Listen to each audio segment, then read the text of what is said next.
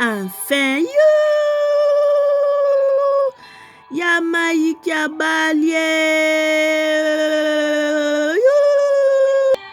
Enfin, Yamaika Balie! You! Celiba ekwei, oh, ba mama na Yesue. Celiba ekwei, you! Mawa Zion ya sika, you! Mupenyo za wapie, you! Ya Mike, félicitations. Kala nous allons wapi ya Mike, hein? Kala nous aki wa papa ba Zion, you! Ya Mike ya ba.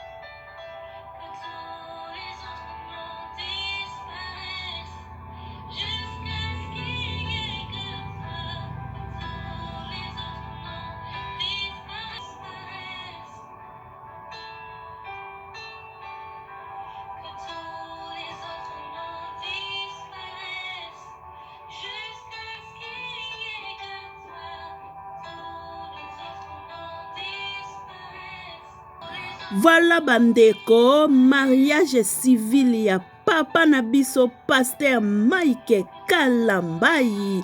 Waouh, avec sa nouvelle épouse à côté. Waouh, elle est belle. Waouh. Soyez la bienvenue maman. Biso ka batele so zwa so ya bana. Tango lingi soso linga pena maki. Oyo kokuta ya Mike na ba maki na emi bale Shaddai na Zion. Zula biso soin ya ba bébé na biso mi bale wana, s'il te plaît maman.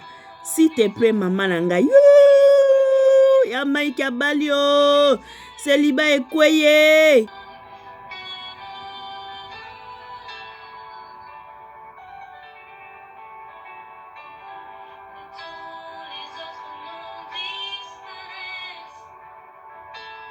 Voilà bandeko, esika nyonso bokokuta mela na video na biso.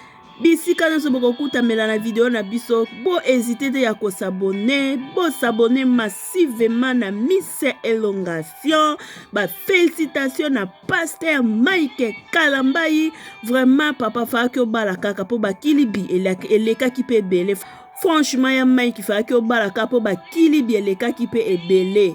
Fala ki kaka obala ovanda pe kinia papa na ngai. Félicitations vraiment. Maman, soyez la bienvenue, maman na ngai. Zula biso soin ya ba bébé na biso, ma belle.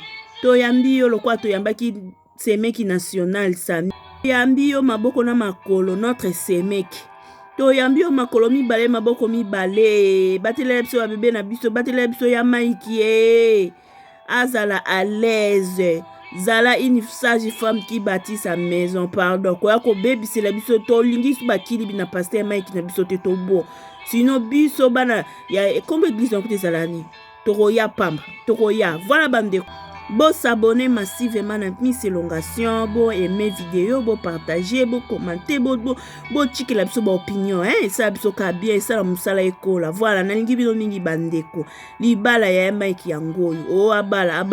Oh ata boton si stade na ko bala te. Voilà ya Mike yo, asali un pas. Bisous bye. À la prochaine.